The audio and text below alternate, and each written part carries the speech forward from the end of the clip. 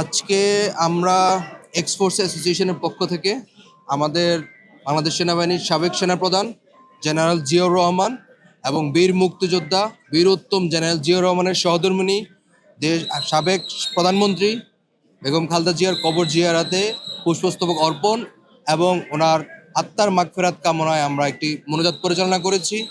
মহান আল্লাহ তাআলার নিকট আমরা দোয়া করেছি আল্লাহ তাআলা ওনাকে জান্নাতবাসী করুক, এবং একই সাথে মহান আল্লাহ তাআলার নিকট আমরা দোয়া করেছি যে জেনারেল জিয়াউর রহমানের আদর্শে উজ্জীবিত হয়ে যেভাবে দেশনেত্রী বেগম খালেদা জিয়া দেশ পরিচালনা করেছিলেন এবং সেই পথে আমাদের আগামীর ভবিষ্যতে যারা নির্বাচিত হবেন এবং যারা দেশের সার্বভৌমত্ব রক্ষায় আপোষহীন থাকবেন এবং যারা দেশের মানুষের কল্যাণের জন্য কাজ করবেন, আমরা তাদেরকে সর্বদা সমর্থন জানাবো।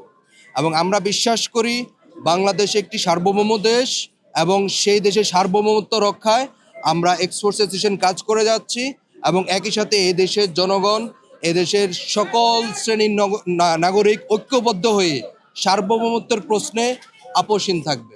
এবং আমরা বিশ্বাস করি যে এক্সফোর্স অ্যাসোসিয়েশনের আজকের এই উদ্যোগ এবং এই উদ্যোগ দেশবাসীর মাধ্যমে ছড়িয়ে দিতে, যে দেশের জনগণ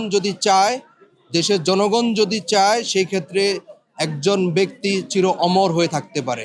এবং একই সাথে আমরা বিশ্বাস করি যে একটি মেসেজে দিয়ে যাচ্ছেন উনি, মরিলে হাসিবে তুমি কাঁদিবে ভুবন।